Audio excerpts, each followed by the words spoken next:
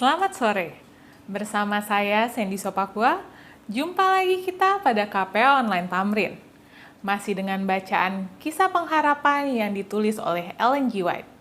Mari sama-sama kita ikuti lanjutannya yang telah masuk pada bagian ke-22. Namun sebelumnya, mari sama-sama kita berdoa.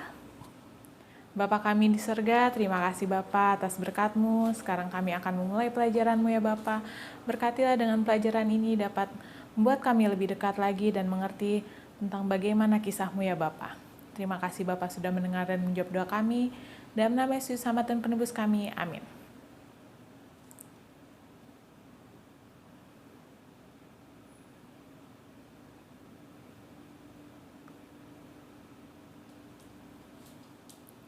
Tetapi pengakuan Yudas dan penyesalannya, perasaan bersalah secara lahiriah yang ditunjukkan di hadapan orang banyak, memperlihatkan bahwa itu adalah yang menyebabkan menangkap mereka. Ketika Yudas berteriak dengan suara yang keras, menyatakan bahwa Yesus tidak bersalah, para imam menjawab, "Apa urusan kami dengan itu? Itu urusanmu sendiri." Matius 27 ayat 4. Mereka merasa bahwa Yesus telah berada di bawah kuasa mereka dan memastikan untuk menyelesaikan rencana mereka. Yudas diliputi kemarahan melemparkan uang di kaki orang yang telah menyuap dia. Dan dengan perasaan bersalah yang menakutkan, keluarlah dia dan menggantung dirinya. Yesus memiliki banyak orang yang bersimpati kepadanya, dan mereka merasa keheranan karena dia tidak memberi jawab atas pertanyaan-pertanyaan itu. Di bawah semua ejekan dan kekejaman orang banyak, dia tetap sabar. Dia tidak mengeluh, teguh di dalam martabatnya. Dia tetap teguh dan mulia. Orang banyak memandang kepadanya dengan penuh keheranan. Mereka membandingkan keteguhannya yang sempurna terlihat lebih berwibawa dibandingkan dengan orang yang mengadili dia. Dan mereka mengatakan bahwa dia terlihat lebih seperti seorang raja dari para penguasa itu. Dia sama sekali tidak terlihat seperti seorang kriminal. Sinar matanya lembut, jernih dan tegar, dahinya lebar dan tinggi.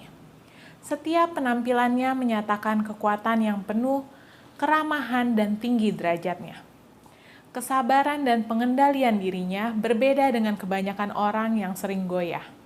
Bahkan Herodes dan Pilatus merasa sangat ketakutan mengenai keteguhannya benar-benar seperti Tuhan. Yesus di hadapan Pilatus. Dari mulanya, Pilatus yakin bahwa Yesus bukanlah manusia biasa. Dia percaya bahwa dia memiliki karakter mulia dan sama sekali tidak bersalah, yang mengharuskan menghukum dia. Malaikat surga memperhatikan keyakinan gubernur Roma itu dan berusaha menyelamatkan dia dari rencana penyaliban Kristus. Maka seorang malaikat diutus kepada istri Pilatus yang memberi informasi kepadanya melalui mimpi bahwa dia adalah anak Allah dan bahwa dia seseorang yang tidak bersalah.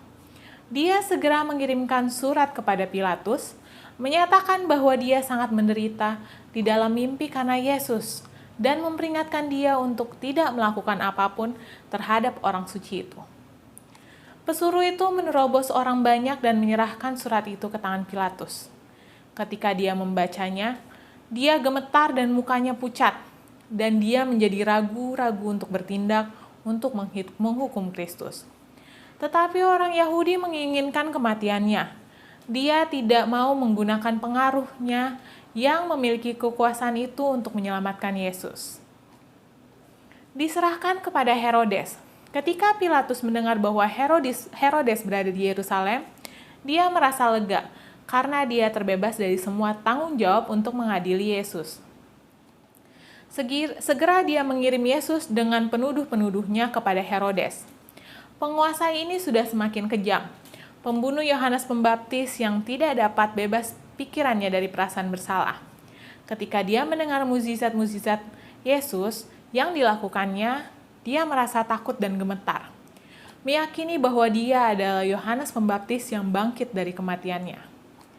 Pilatus menyerahkan Yesus kepada Herodes, seorang yang sangat menyadari kekuasaan, otoritas dengan pertimbangannya. Oleh adanya pengadilan Yesus, maka kedua hakim itu menjadi bersahabat yang sebelumnya mereka bermusuhan. Herodes merasa sangat berbahagia bertemu Yesus, mengharapkan dia mengadakan mujizat-mujizat untuk kepuasannya.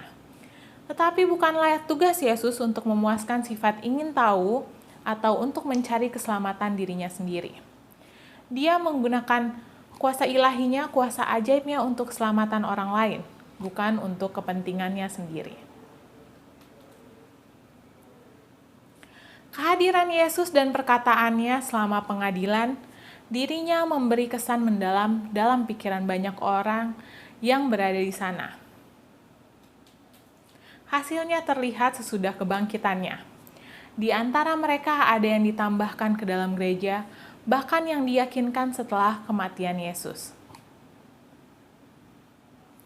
Setan sangat marah ketika dia melihat bahwa semua kekejaman yang dilakukan melalui orang Yahudi yang mengakibatkan penderitaan bagi Yesus, namun tidak membuat Yesus mengeluh sedikit pun.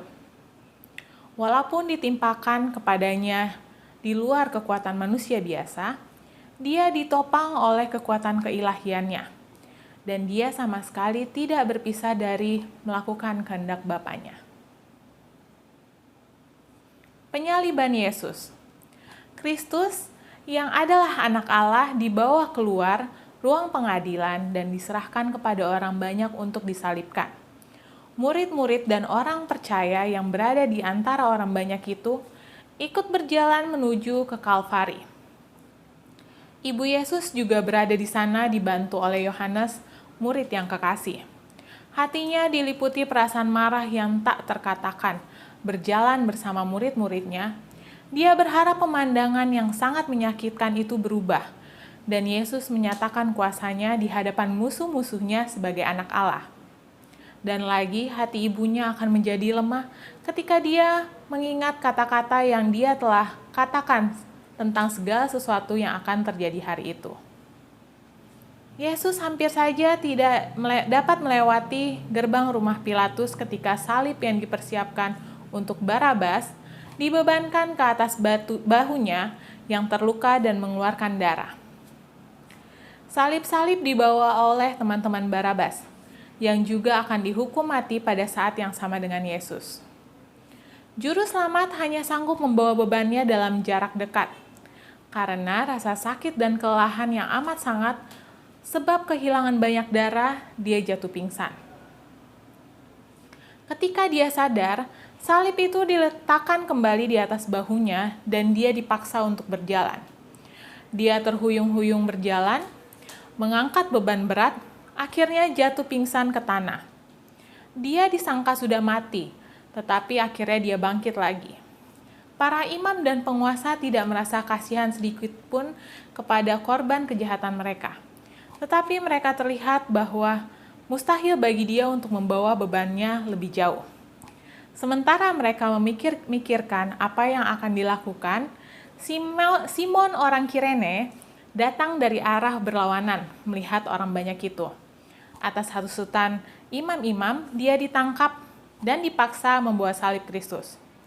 Anak-anak Simon adalah murid-murid Yesus, tetapi dia sendiri tidak pernah bertemu dengan dia. Rombongan orang banyak itu mengikuti Yesus sampai ke Kalvari. Mereka menghina dan mengejek, bahkan ada banyak orang yang menangis dan bersimpati kepadanya. Mereka adalah orang yang disembuhkan dan orang yang dibangkitkan dari kematian. Mereka menyatakan pekerjaan ajaibnya dan ingin mengetahui apakah yang telah dilakukan Yesus sehingga dia harus diperlakukan sebagai seorang penjahat.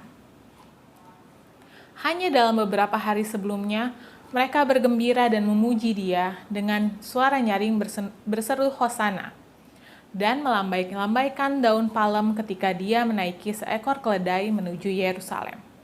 Mereka berteriak memuji dia karena popularitasnya saat itu.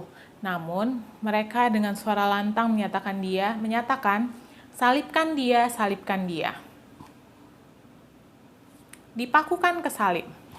Sesampainya mereka di tempat eksekusi, orang yang dinyatakan bersalah itu diikat di alat penyiksaan itu. Sementara dua orang pencuri berusaha melepaskan diri dari tangan orang yang menyalibkan mereka, tetapi Yesus tidak melakukan perlawanan sama sekali. Ibu Yesus menyaksikan dengan ketegangan yang sangat menyiksa, mengharapkan bahwa dia akan melakukan keajaiban untuk menyelamatkan dirinya. Demikian pelajaran kita pada sore hari ini. Mari sama-sama kita berdoa. Bapa kami di surga, terima kasih Bapa atas berkat-Mu hingga sampai pada hari ini. Tadi kami sudah mempelajari bagaimana kisah-Mu ya Bapa. Kiranya dengan mempelajari kisah-Mu ini dapat membuat kami lebih dekat lagi kepadamu ya Bapa. Terima kasih Bapa sudah mendengar dan menjawab doa kami. Dalam nama Yesus Selamat dan Penebus kami. Amin. Sampai jumpa minggu depan, Tuhan memberkati.